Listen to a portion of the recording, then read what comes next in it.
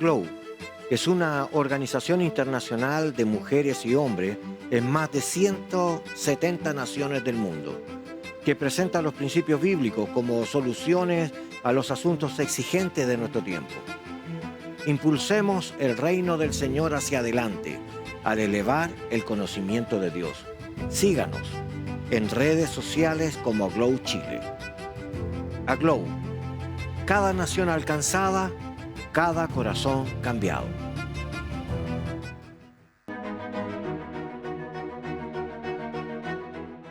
El Señor les bendiga. Una vez más, estudios ministeriales para poder tratar temas que sean favorables hacia el ministerio. Agradecemos profundamente la presencia de nuestro pastor Juan Pérez, que está con nosotros. Es un gusto poder compartir con usted, querido pastor, y con ustedes también desde sus casas o lugares donde nos puedan encontrar. Es un placer compartir y ser tratada una ayuda para sus propios ministerios. Tenemos algunos amigos y personas que nos ayudan en esta tarea. Yo quiero invitarlos al Hotel Itai, allá en San Pedro de Atacama. Si usted está interesado en nuestras páginas, cuando usted ingrese en estudios ministeriales en Facebook o en Instagram, usted va a encontrar información sobre algunas de estas personas y mencionándonos que usted está viendo este programa, va a tener favor de parte de ellos hacia usted, ¿ya? Así que no se olvide, Cruzada de Literatura Cristiana nos ayuda también. Usted puede comprar en ese lugar literatura acorde a nuestros temas u otros, y usted al momento de comprar debe de anunciar en las oficinas que usted está viendo o es parte de estudios ministeriales en 15.1, ¿ya? Y esto va a ayudarnos a mostrar de que el programa está en alguna forma siendo visto, y también para que nuestros auspiciantes respalden mejor nuestras tareas, ¿ya? Pastor Juan, cuando conversamos de nuestros temas, siempre pensamos en algunas acciones como el acompañamiento, como una medida de prevención o de ayuda a un ministro que a lo mejor está en un problema de falta o está confundido y que necesita ayuda. Entonces, yo quiero invitarlo a leer un texto, ya más bien analizar junto parte de este texto. Libro de Lucas, ya capítulo 24, versículo 13 en adelante. Dice así, ya: He aquí que aquel mismo día 2 de ellos iban a una aldea llamada Emaús. Esta estaba como a 11 kilómetros de Jerusalén, y conversaban entre sí acerca de todas estas cosas que habían acontecido. Y sucedió que mientras conversaban y discutían, Jesús mismo se acercó y caminaba con ellos. Qué linda acción, ¿eh? Primero, estas personas cuando salen de la comunidad con los apóstoles en Jerusalén, no están en una situación en la plenitud de la fe y gozoso. Acuérdense que Jesús había sido crucificado, y este día es el día de la resurrección. Es la primera acción que aparece en el día de la resurrección de Cristo. Entonces, los discípulos estaban en una casa de una persona que se llama María, era la que es madre de Juan Marcos, y era la casa donde había hecho Jesús la cena del Señor. O al menos casi todos los historiadores y autores que hablan de este tema ubican esa casa como el lugar donde estaban los apóstoles.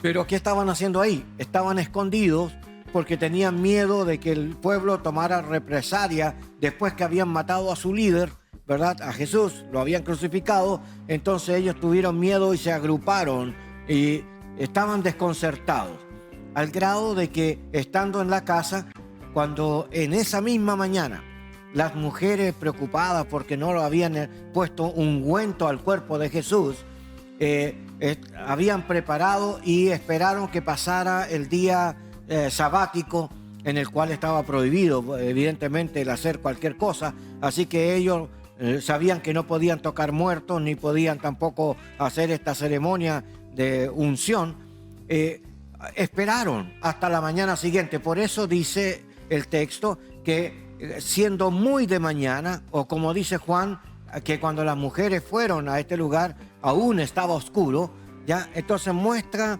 de que realmente las primeras personas que se preocuparon en ir hacia este lugar fueron las mujeres. ¿Y qué mujeres? Bueno, María Magdalena aparece en los 4 evangelios como una líder en atención a las mujeres que amaban y servían a Jesús. Estaba también la mamá de Jesús, María, la madre de Jesús.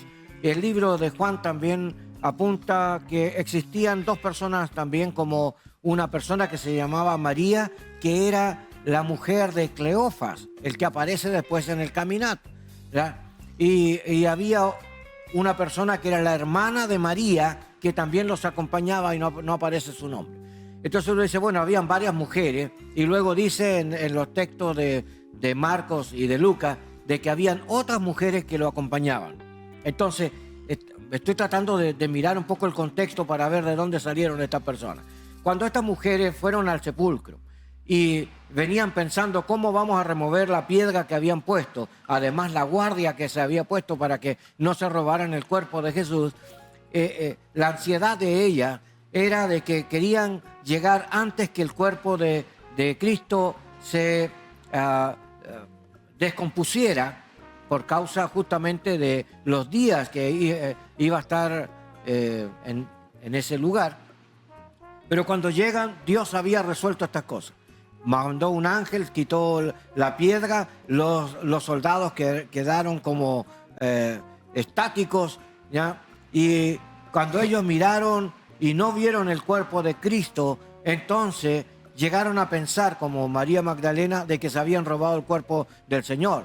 Y lo que hizo, según el libro de Juan, que corrió hacia donde estaban los discípulos para contarle este acontecer. Estos 2 miembros que salieron de ahí estuvieron presentes cuando las mujeres contaron que el cuerpo no estaba y que además habían visto visión de ángeles que le habían dicho que por qué buscaban entre los muertos al que vive, que Jesús había resucitado, como lo había dicho. Entonces ahora estas personas escucharon el testimonio de estas mujeres, escucharon lo que dijeron los ángeles, y Pedro y Juan se levantaron. Pedro primero salió corriendo y luego Juan, pero como Juan era más joven llegó primero a la tumba, pero no entró, se quedó afuera. Pero Pedro entró, era más avesado, llegó y entró y vio que los lienzos estaban en el mismo lugar como lo habían declarado, pero se admiró y no encontró el cuerpo de Jesús tampoco. Así que volvió a los discípulos y les contó lo mismo. Así que estas personas escucharon el testimonio de los apóstoles de que el cuerpo no estaba, el testimonio de las mujeres, el testimonio de los ángeles. Ya, sin embargo, ellos les parecía locura, no creyeron a esas palabras y tomaron la decisión de irse. En el siguiente bloque vamos a acercarnos a este caminar hacia Emaús, ¿ya? ¿Está considerando viajar a San Pedro de Atacama? Quiero hacerle una recomendación. Hotel Itaí ofrece una experiencia inolvidable. Hotel Itaí es un lugar único y es especial para su descanso. Visite su página web www.itaihotel.com y realice su reserva para su visita a San Pedro de Atacama.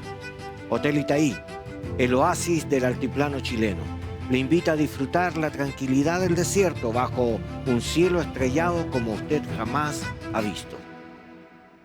Visita nuestra página web www.15uno.cl.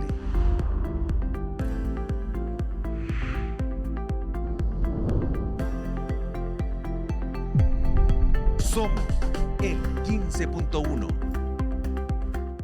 Muy bien, estudios ministeriales, llegando a usted ahora con esta propuesta de acercarnos a un texto bíblico a fin de analizar algunos puntos de cuidado. Mencionamos a 2 personas que son miembros como discípulos de Jesús están dentro del grupo, aunque no son los apóstoles propiamente tal, son personas que están dentro del grupo, que están en la casa de María, y aunque han dado testimonio de la resurrección de Cristo, ellos no creyeron y tomaron la decisión de irse. ¿Será esta una conducta repetitiva en la iglesia? Bueno, gracias, es una buena pregunta. Normalmente cuando dicen que la pregunta es buena, la respuesta no siempre es tan buena. Pero el hecho de que estas personas tengan que caminar hacia otro lugar cuando los eventos están sucediendo en otro sitio, si vamos a llegar desde este pasaje hacia una serie de lecturas pensando en el cuidado del ministerio pastoral, deberíamos comenzar diciendo que el ministerio es un largo camino, que no siempre vamos a estar en el sector donde las cosas están sucediendo. Querido pastor, no siempre estás en el centro de la acción. Acá estaba pasando de todo en Jerusalén porque estaban todos los eventos sucediendo ahí y estas dos personas deciden ir a otro lugar o tienen que ir a otro sitio o deben estar en otro lugar, y a veces nos pasa que nosotros no siempre estamos en el centro donde pasan las cosas. Es decir, tu ministerio no siempre puede estar en el centro del accionar evangélico, pero siempre va a ser un ministerio que debe responder al llamado que Dios puso en tu vida. Pensaba en esas dos personas.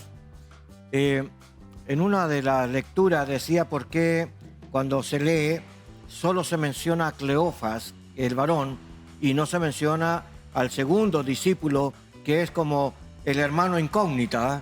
Está presente pero nadie sabe cómo se llama. Entonces uno piensa, bueno, hay un autor que menciona que existe otra probabilidad. Dice de que, así como en el libro de Juan, en el capítulo 23, versículo 25, por ahí, dice que cuando estaba en la crucifixión, abajo de la cruz estaba María, la madre de Jesús, pero también estaba María, la mujer de Cleofas, ¿ya? Ese texto es decidor. ¿Por qué? Porque este varón dice que cuando salieron, la cultura de la época le mencionaban siempre al varón, no a la mujer. La única manera cuando la mencionaban es cuando quedaban viudas o porque tenían una relevancia realmente en la tarea social.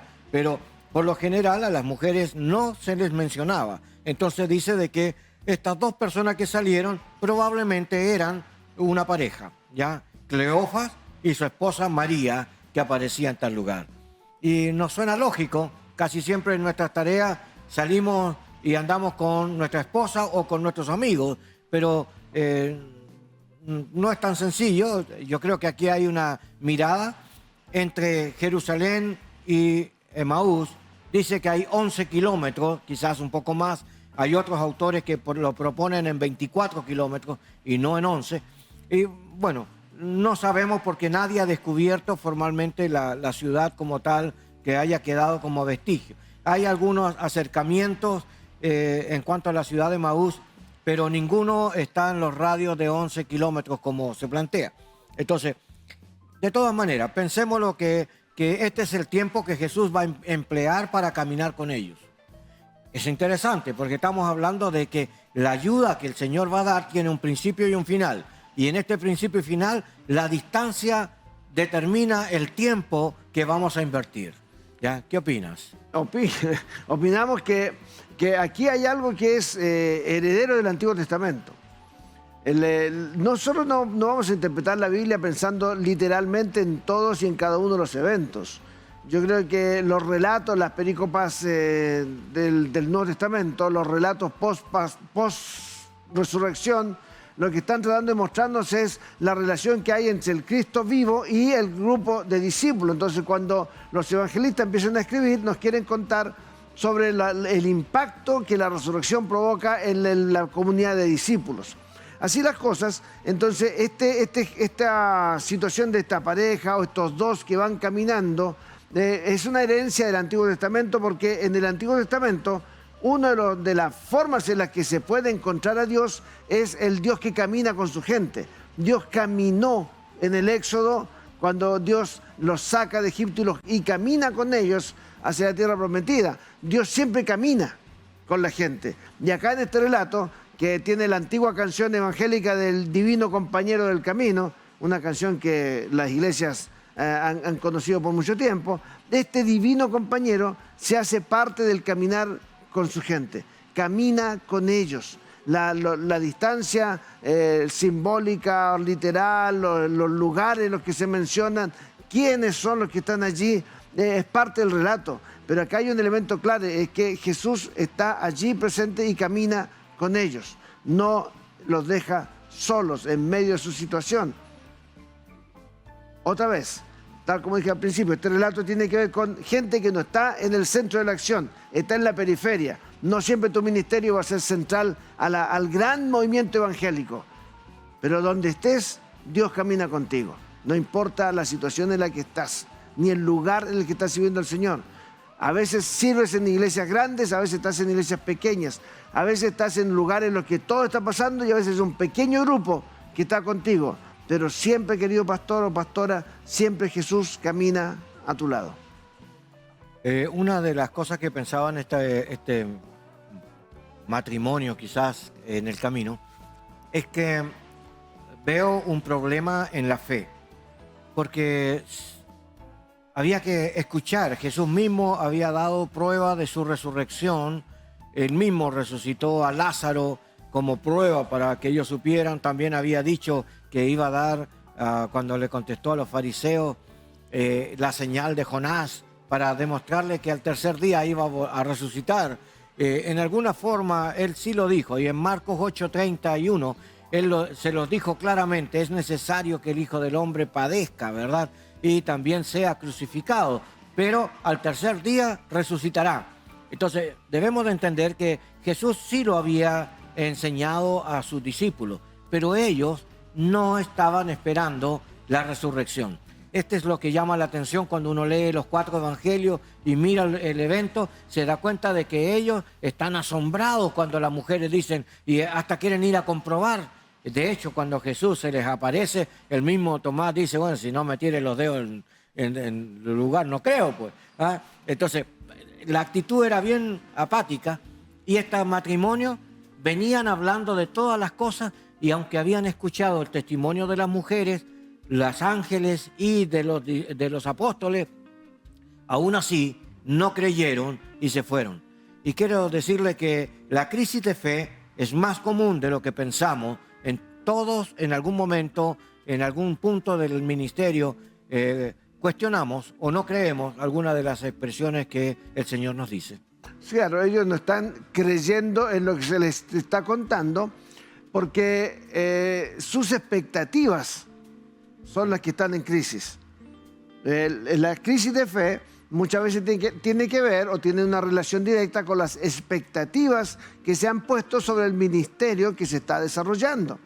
La gente del tiempo de Jesús, el concepto de resurrección, del concepto de venida, es un concepto que van elaborando teológicamente con el tiempo. La mayoría de los discípulos de Jesús responden a una escuela de pensamiento. Esto podría ser una respuesta muy larga y que va a exceder el tiempo que tenemos hoy, y puede ser para mucho más, pero aquí hay que entender el tema de lo apocalíptico. Ellos tenían expectativas apocalípticas, es decir, lo que ellos esperaban era una irrupción directa del poder de Dios, del juicio divino y de la instauración de un reino, que es la pregunta que le hacen a Jesús. ¿Ahora es el reino? Ahora, cuando están en el discurso que Jesús sale del templo y se sienta con sus discípulos y dice: ¿cuándo van a pasar estas cosas? ¿Qué señal hay?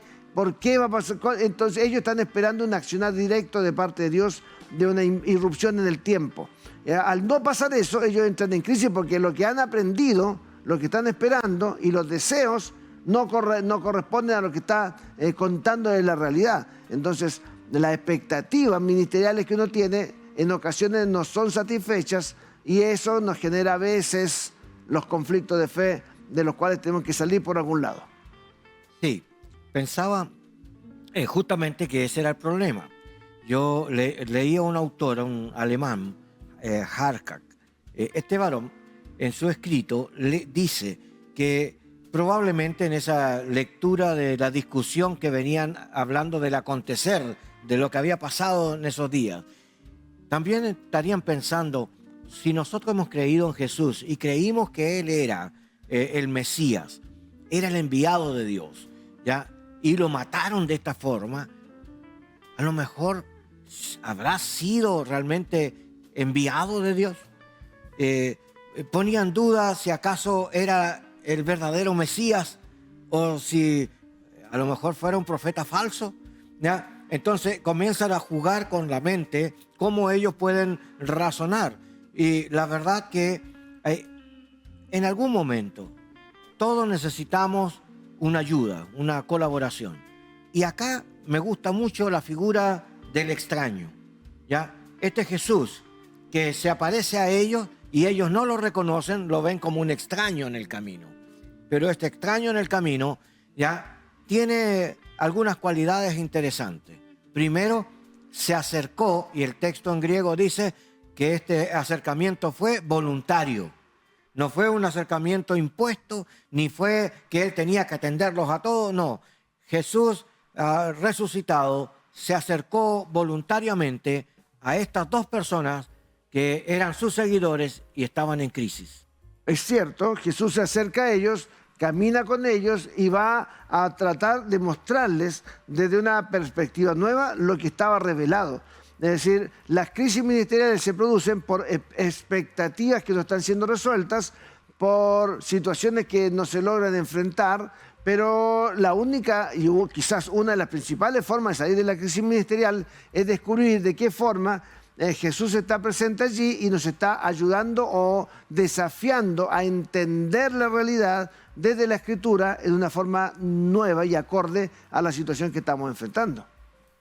Acercándonos a este extraño, miremoslo así a Jesús ahora, el extraño que está en el camino, hace varias acciones. Si lo miráramos esto como en una clínica, encontramos que el acercamiento a las personas en conflicto es una tarea de cuidado pastoral.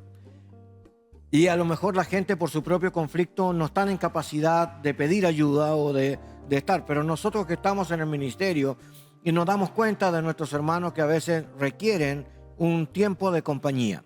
Y acercarnos a ellos es una etapa que hay que considerar para poder ayudar a nuestros hermanos a salir a veces de sus conflictos. Por lo tanto, no debemos de abstraernos, porque también hemos visto la otra reacción, que cuando vemos a alguien que está en conflicto, la gente tiende a dejarlo solo y a retirarse, pero acá Jesús hace lo contrario, Él se acerca a ellos, ¿ya? Y lo mismo hizo con nosotros. No fuimos nosotros los que vinimos a Jesús buscando, fue el Señor quien vino a nosotros. Y por eso le amamos, porque Él nos amó primero. Este extraño que camina con sus discípulos, a quien les cuesta reconocer hasta que están en una situación de comunión, este extraño responde también a aquello que plantea un autor llamado Robert Clinton. Clinton propone la teoría de la formación del liderazgo, la teoría continua de la formación del liderazgo, desde los comienzos, las bases soberanas, pero hay un elemento que Clinton propone, que es el tema del contacto divino. Otros también, quizás también han tratado el tema del contacto divino, y es que en algún momento determinado de la tarea ministerial, Dios permite que hayan situaciones en las que alguien aparezca para mostrarnos un nuevo espacio de desarrollo ministerial. Los contactos divinos son situaciones en las que se abre para nosotros una oportunidad de escuchar a una nueva etapa para el ministerio a partir de descubrir de qué está hablando o qué está mostrando Dios en una determinada situación. Aquí es eso, aquí hay un contacto divino, es Jesús, pero eso en nuestro tiempo, en nuestra época, en las crisis ministeriales, también aparecen personas a las que Dios pone en nuestro alrededor para que, aún sin conocernos, sean instrumentos divinos para mostrarnos alternativas ministeriales. Solamente un acercamiento más. Esta persona, Jesús ahora, el extraño, para los hermanos que van en este camino, decide en sí mismo acompañarlos en el proceso. Por eso era tan importante saber que el camino de Emaús no está tan cerca, porque la tarea que el Señor va a proponer con ellos es una tarea que requiere atención y va a hacer todo un ejercicio bíblico con ellos. Entonces, pensemos en este Jesús y cómo es la relación que Él genera. En esta parte práctica, tal vez de la clínica, no era solo el acercamiento, sino que el Señor aquí hizo algo interesante. Escuchó lo que ellos estaban hablando. No se puso a hablar cuando llegó. No fue agresivo con sus palabras. Lo que Jesús hizo fue acercarse y lo primero que hizo fue escucharle. Y aquí hizo uso de algunas preguntas de manera inductiva para poder sacar lo que la gente guardaba en su corazón, ¿ya? Y esto es algo que tenemos que aprender nosotros también a manejar, usar las preguntas correctas en los lugares correctos, ¿ya? Y Jesús no habló tantas preguntas, pero hizo las preguntas justas, ¿ya? Y esto es aprendizaje, hay que aprender a manejar situaciones. ¿Y por qué la oportunidad de que hablen? Porque de la abundancia del corazón habla la boca, ¿ya? Así que pensamos en esto, ¿ya? Y pasamos a un espacio musical. Seguimos en un momento más con estudios ministeriales.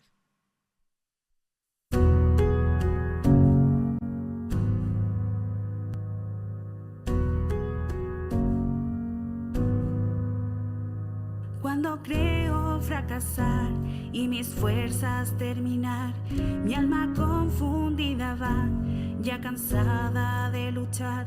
Tu amor me hace recordar que todo cumplido está en ti. Y no alcanzo a comprender la grandeza de tu ser. Tu obra perfecta es y en ella reposaré. Tu belleza y majestad llena mi necesidad, Jesús. En tu cruz descansa mi corazón, mi alma encuentra paz y perdón. Me haces recordar cuando débil soy, que en tu obra de amor yo pleno estoy.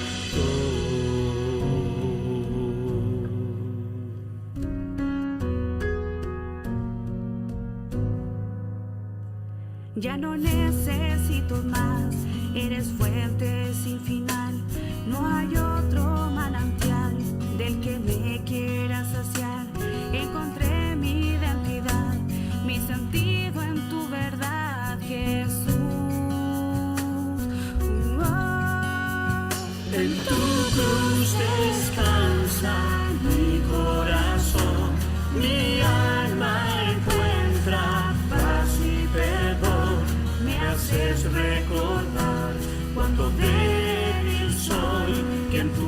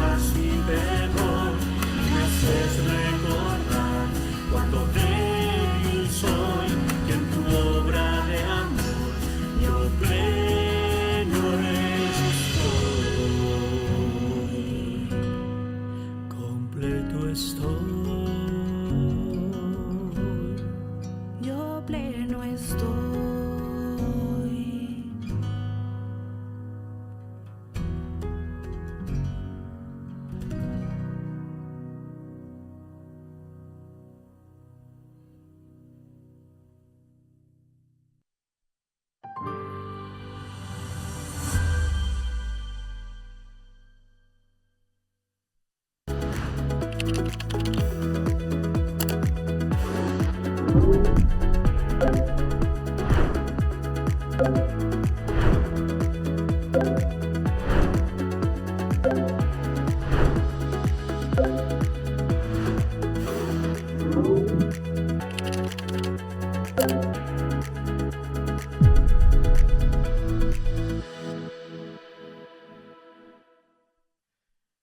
bien, alguna vez más aquí en Estudios Ministeriales. Usted es bienvenido, ¿ya? Sepa de que usted puede escribirnos ahí al número de WhatsApp que aparece en televisión o bien buscarnos en las redes y poner ahí sus observaciones o sus aportes. Usted perfectamente puede también acceder, tenemos algunas literaturas en relación a los temas que tratamos. Usted puede también adquirirlas si es que se anota. Quiero animarles, ¿ya? Estudios Ministeriales ha comenzado con un programa de conversatorio todos los días lunes a las 8 de la noche, de 8 a 10, por Zoom. Usted debe de inscribirse en el WhatsApp que aparece en televisión si es que quiere participar. Esto está abierto para todo aquel que tenga hambre y sed de la palabra del Señor. En un ambiente cómodo, ya interdenominacional, hay muchos pastores de distintas instituciones, enriquecedor, ya estamos abiertos a escuchar y a compartir. Son bienvenidos. Estudios Ministeriales es una herramienta de nuestro tiempo. Pastor Juan. Sí, pastor. Una pregunta. Sabemos que en el camino estas personas fueron alcanzadas por Jesús, porque no solo las escuchado lo que ellos hablaban, sino que después Él tomó la decisión de corregirlos, pero no los corrigió con sus opiniones, sino lo hizo a través de la Escritura, ¿ya? Porque dice, tomando de Moisés y por los profetas, le habló todo lo que hablaban de ellos. Quiero preguntar, ¿cuál es la importancia de la palabra de Dios en la corrección ministerial? Gracias, es otra vez una muy buena pregunta, que creo que cada uno de los pastores, pastoras que nos acompañan, deben estar en condiciones de hacerse también. ¿Hasta qué punto es la palabra la que nos corrige? ¿Y cómo puede la palabra corregirnos si acaso no es atreviéndonos a enfrentarnos a ella? Muchas veces sucede que aprendimos del texto, pero no aprendimos el texto, o que leemos en la Biblia, pero no leemos desde la Biblia. Y tenemos que poder dejar que la Biblia nos hable, porque Jesús es el camino, es la verdad, la vida es una persona, pero Jesús es la palabra encarnada, y la palabra es la que nos va a ministrar en las diversas situaciones. Estas crisis de fe que vienen, estos momentos críticos en la vida pastoral, en la que uno se pregunta si acaso es digno de seguir, si acaso fue llamado, si acaso voy a intentarlo una vez más, o mejor dejo las redes y me vuelvo a otro tema, abandono el ministerio, ¿puedo seguir? Yo creo que la Biblia es la que nos va a poder acompañar en mejor forma, aun cuando estemos en situaciones muy negras, si es que dejamos que la Biblia nos hable al momento que estamos viviendo, es decir, la actualización del texto para el tiempo en el que estoy. Sí, pensaba la importancia de saber un poco al respecto de que, como dice en Pedro, de que fue el Espíritu de Dios quien apartó e inspiró personas para que la escribieran. Entonces tenemos como autor o parte de, era la voluntad de Dios, el Espíritu Santo fue como la parte ejecutiva y el motivo final era Cristo, porque Él es la palabra viviente. Pero pensamos entonces en esto, que cuando vamos a Gálatas, por ejemplo, y dice que el arma del Espíritu Santo es la palabra de Dios, entonces, ¿qué fue lo que ocurrió cuando Jesús, la palabra viva, el autor por el cual se hicieron todas las cosas, empezó a relatarles lo que decía de Él las Escrituras? Por un lado, yo pienso, validaba las Escrituras del Antiguo Testamento, pero por el otro lado, la acción del Espíritu Santo con la palabra en el corazón de estas personas que escuchaban. ¿Ya? Sí, porque es que lo que sucede es que la palabra tengo que entenderla como un todo. Sí. Nosotros ya no estamos hablando de Antiguo y Nuevo Testamento, nosotros estamos hablando de un texto canónico, la Biblia. Sí. Todo el texto está inspirado por Dios y todo el texto es útil para enseñarnos, para convencernos, para aconsejarnos y para corregir. Entonces, este texto tiene que ser leído de manera actualizada y acorde al momento en que estamos viviendo. La palabra no pierde valor, la palabra no cambia el significado, la palabra lo que tiene es la aplicación al tiempo en que estamos viviendo, no solo lo que aprendí. Esta gente sabía de revelación, estas personas sabían de la promesa de un Mesías, pero estas personas estaban envueltas quizás en una expectativa de una intervención divina, de un fin del mundo en ese momento, y Jesús tuvo que hablarles sobre la revelación continua de lo que era el reinado del Mesías y el significado de lo que habían ellos visto en Jerusalén. Es decir, la palabra fue actualizada para ellos, la leyeron con los ojos del momento en el que estaban. Sí, pensaba en un texto de Roy Martin que habla sobre la hermenéutica, ¿verdad? Y en esta experiencia menciona algunas cosas, como por ejemplo que la contextualización del texto es una obra del Espíritu de Dios. En una manera muy práctica lo plantea. Él dice que uno toma la lectura, cuando uno lee la Biblia, de alguna manera uno se identifica con los personajes y se identifica con las ideas de la Escritura. Y el Espíritu de Dios provoca de que tú entonces hagas como un diálogo entre la realidad de lo que estás leyendo y tu realidad. Y entonces tú generas ahora una especie de actualización, y entonces tú dices lo que Dios dice ahí, a mí me lo dice, y lo hago propio. Entonces siento que en esa actualización participa la Trinidad, el Padre, el Hijo y el Espíritu, y también la persona que está teniendo esta experiencia con las Escrituras. Y el Espíritu de Dios, que nos guía a toda verdad, lo que va a hacer es guiarnos a las Escrituras. Es decir, a nuestra mente van a volver las palabras, o va a venir esta intención donde nosotros vamos a tener una manera de entender nueva. Ya no vamos a vivir en esta atadura como lo que estaban haciendo ellos, sino que el fin último de la Escritura es nuestra transformación mental. Sí, porque lo que va a pasar es que la Biblia cobra sentido en nuestro tiempo, porque el texto toma vida más allá del autor original, de todo el proceso de oralidad, escritura, redacción, canonización del pasaje. Y cuando llega a nuestra época, el texto cobra vida otra vez. Cobra vida más allá de lo escrito, cobra vida para hablar al tiempo en el que nosotros estamos. La Biblia es válida en nuestra época porque el texto trasciende, lo escrito trasciende lo temporal y llega hasta nuestro tiempo. Pienso que hubiera sido fantástico escuchar a Jesús hablar del mismo por la Escritura, pero Jesús nunca habló de él, habló de lo que la Escritura hablaban de él. Otro autor, ya es una dama así, que tiene que ver con arte de estudio teológico. Y ella dice que la imagen que plantea al leer esto es muy decidora, porque plantea el punto de que al escuchar lo que había en sus corazones en la lectura y ver lo que Jesús hablaba, entonces tuvo que haber esta confrontación personal. Y al final del texto, cuando ellos se dan cuenta, después de que comen en la casa ahí en Emaús, y se dan cuenta que es Jesús, ellos dicen: ¿acaso no ardía nuestro corazón mientras les escuchábamos hablar? Y ahí está el Espíritu de Dios, porque ¿quién es el que produce esa pasión en nuestro interior por la palabra y por la misión?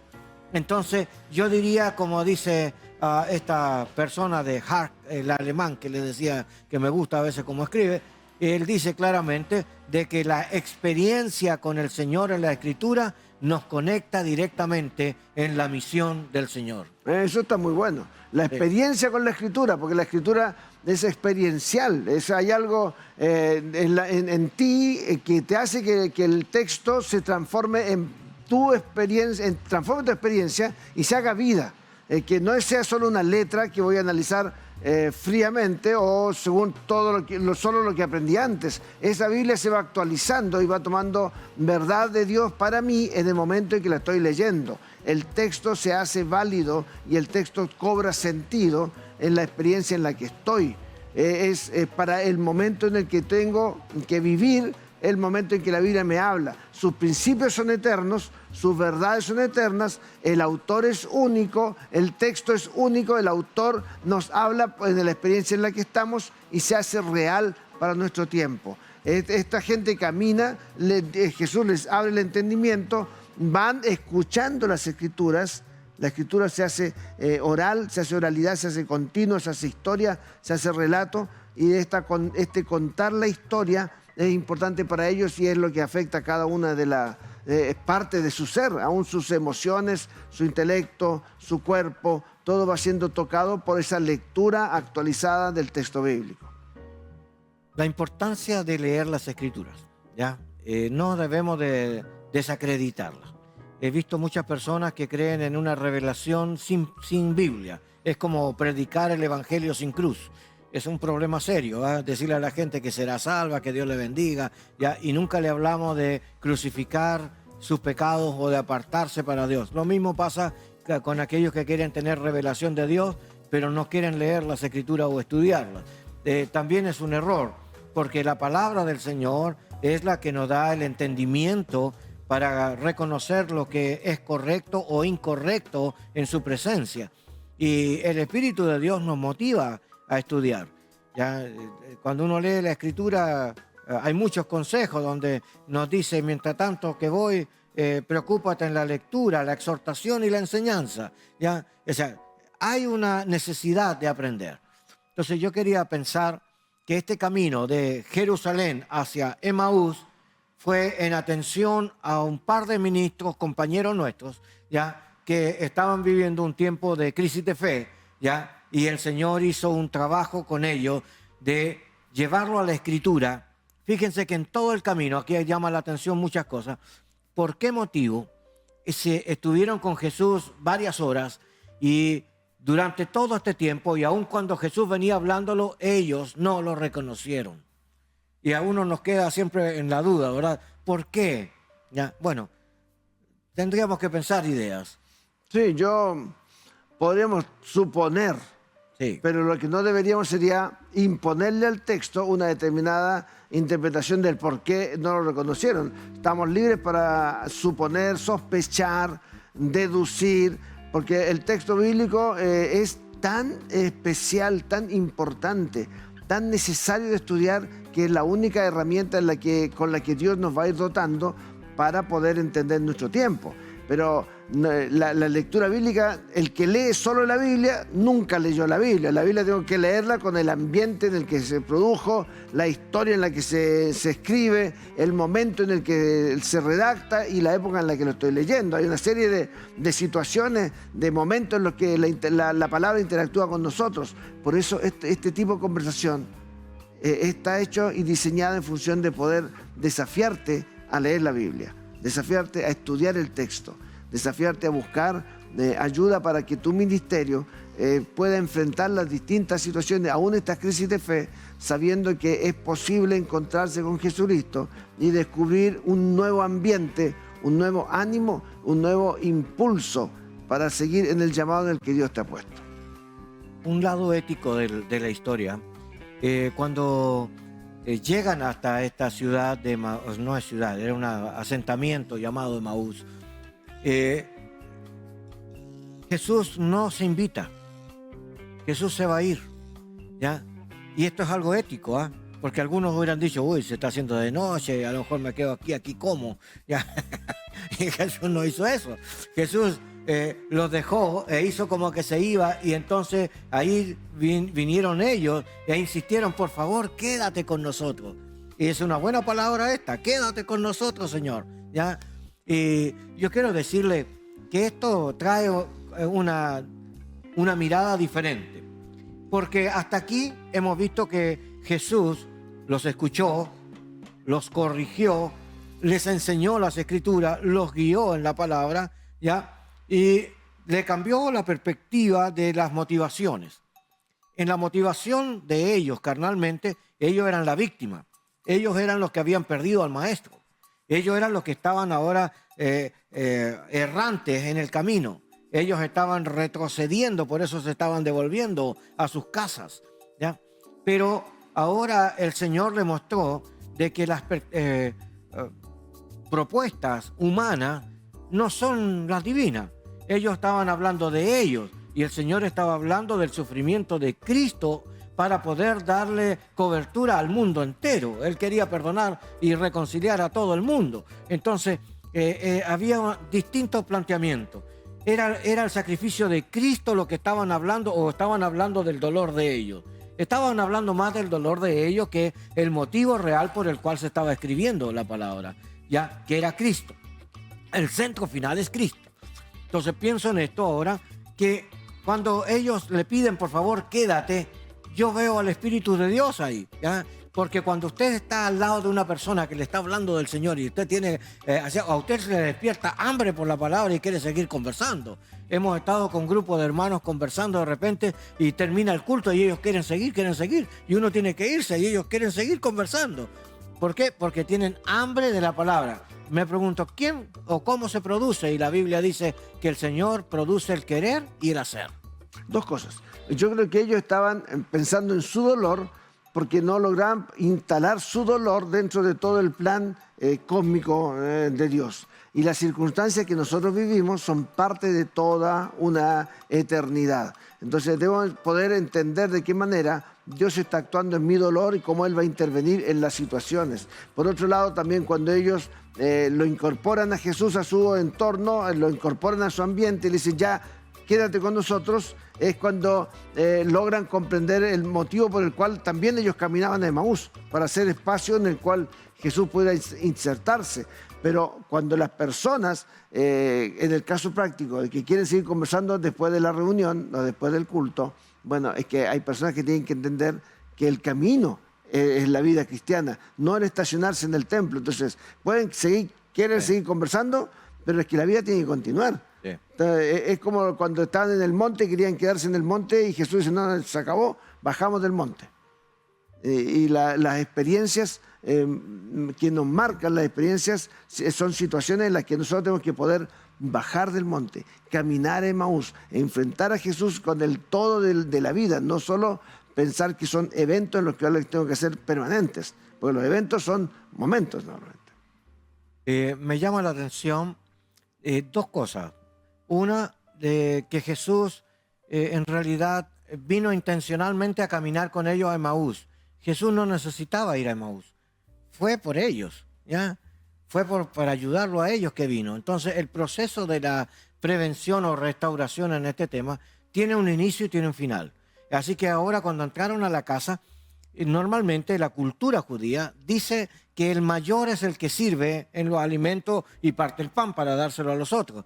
Pero aquí vemos a Jesús haciéndolo.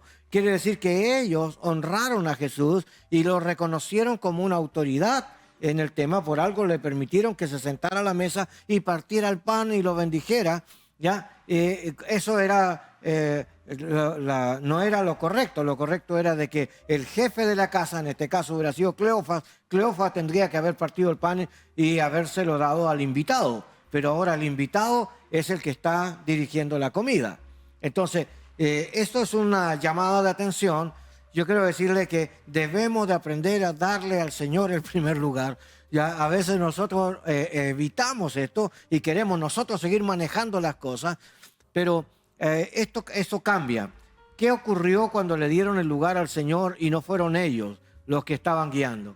Sus ojos se abrieron, su entendimiento volvió al orden, su corazón, ¿ya? Y se dieron cuenta que era el Mesías, ¿ya? Ha resucitado y es cierto, está con nosotros, ¿ya? ¿Y qué hicieron? Jesús desapareció. Y ¿por qué desapareció? Porque ese es otro enigma. ¿Por qué se fue? Se fue porque el trabajo de la restauración era que volvieran al orden, no era para pasar todo el verano con ellos. ¿Ah? Por supuesto, porque el camino es otro. Sí. Jesús está en el camino, pero nosotros debemos caminar y no nos vamos a estacionar. Pero otro elemento que está allí es que la comunión y la comprensión están juntas. Van juntas. No puedo solo comprender la Biblia si eso no me lleva a una comunión con el Señor. Ni voy a tener una comunión si no tengo comprensión del texto. Es decir, no puedo tener una espiritualidad basada en algo que no sea la comprensión del texto bíblico.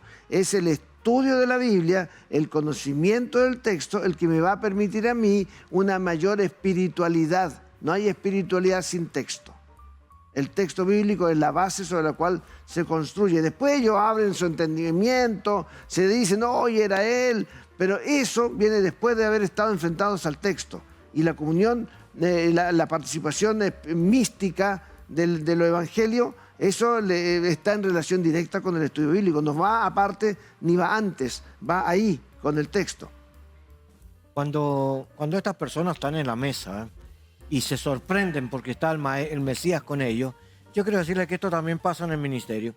Muchas veces la gente está tan cegada por el problema, por las situaciones, sus mentes divagan y dan vuelta en su mente una y otra vez las situaciones, pero de repente se dan cuenta de que Jesús está con ellos, ¿ya? Y esto, todos nosotros tenemos que estar seguros. Estamos haciendo una tarea y no nuestra, sino es la del Señor. Nosotros nos hemos involucrado en la tarea con el Señor, ¿ya? Él sigue siendo el pastor de la iglesia, ¿ya? Y nosotros somos colaboradores de Él. Estamos ahí para representar o hacer la tarea, pero en realidad lo que pasa en esa mesa, ¿ya? Es que eso fue un cambio de paradigma. Se abrió una etapa nueva, ¿ya? Pensaba un poco en Paulo Freire, ¿ah? Me vino a mi mente algo que hizo una vez, que él empezó a hacer pequeñas comunidades para poder ayudarle a las personas a conocer su entorno, ¿ya? Y el pensamiento de él era que las personas podían agregar conocimiento nuevo para concientizarse a sí mismos de que podíamos cambiar la realidad que tenemos, ¿ya? Y entonces dijo que nosotros estábamos siendo invitados ahora a cambiar nuestras propias realidades. Entonces, la conversación con el Señor y con su palabra nos invita a la misma forma, a cambiar nuestra realidad. Entonces, voy a dejar lo que no es de Dios para agregar lo que sí es del Señor. Y lo que ocurrió en esa mesa fue una transformación de la realidad, fue una nueva realidad. ¿Y qué cambió? Lo primero que cambió fue la actitud de ellos. Se llenaron de gozo, se llenaron de alegría, ya perdieron el miedo. Recuerda que cuando le pidieron a Jesús que se quedara, era porque en los caminos, en ese horario, habían asaltos, era desértico, era peligroso para algunos, y era uno de los motivos para que se quedara. Pero ellos no tuvieron ningún temor cuando recibieron esta revelación, conocimiento, entendimiento del Señor, ya en volver hacia Jerusalén otra vez para reintegrarse otra vez en la casa con los apóstoles. Permítame contar una historia. Sí. Esto le pasó a un pastor enviado por su denominación a plantar la iglesia en otro sector del país. Fue enviado con grandes promesas, grandes momentos de oración, un gran culto, y lo despidieron y partió con su familia a plantar la iglesia en el norte del país aquel. La soledad, la crisis, los conflictos hicieron que después de un tiempo él solo quisiera pensar en renunciar y abandonar la tarea, aún abandonar el ministerio. Estando en ese proceso, fue llamado a la reunión anual de la iglesia en la que querían escuchar y conversar y saber qué estaba pasando, porque no tenían contacto con el misionero. Tenían tantas cosas que hacer que nadie lo había llamado antes. Entonces este pastor asiste a la reunión y en el viaje decide renunciar a la tarea misionera. Antes de salir había escrito su carta de renuncia y la tenía en su bolsillo. Y viajó hasta el lugar donde estaba haciéndose la Asamblea Nacional, donde estaban todos congregados escuchando los informes, y él llega con su carta de renuncia. En la primera reunión, un predicador salió a hablar del llamado, del ministerio y del Dios que camina con su gente. El pastor tomó su carta, la rompió en 4 pedazos, lo dejó en el basurero, se arrepintió de aquello, volvió a su lugar de servicio y siguió por años hasta que plantó la iglesia, y Dios respaldó ese trabajo. 20 o más años yo acompañé a ese pastor a ese mismo lugar. Y cuando estábamos caminando por esa ciudad donde él había llorado plantando la iglesia, en una de las calles en las que íbamos caminando, vi una ventana abrirse y alguien decir, es el pastor. Y otro, se abrió otra ventana y gente empezó a salir a las calles. Se acordaban del hombre que había estado allí con su familia 30 años antes plantando la iglesia y que había llorado plantando ese lugar, que había querido renunciar, que el Señor lo había animado y que había regresado. Y yo fui testigo de cómo esa ciudad nunca olvidó lo que esa familia había hecho. Y esa noche en la iglesia que este hombre había plantado, había más gente que la que nunca había habido, porque se habían acordado del viejo pastor y habían ido a acompañarlo en un momento en el que tal vez pareció desorden, pero era la alegría de la ciudad de estar allí para reconocer lo que en un momento había sido llanto, pero que ahora era reconocimiento de lo que Dios es capaz de hacer cuando la gente enfrenta las crisis ministeriales y deja que la palabra los guíe a nuevos tiempos. Bien, es una linda experiencia. Quisiera decirle para concluir que todo ministro y todo ministerio tiene que ser educado en la palabra y confrontado por la palabra.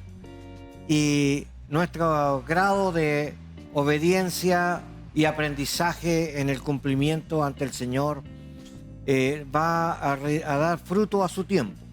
Todo buen árbol da buen fruto, pero el árbol malo también da frutos, ¿ya? Y entonces nosotros tenemos que pensar, como dijo Jesús, si no creen a mis palabras, crean a mis obras.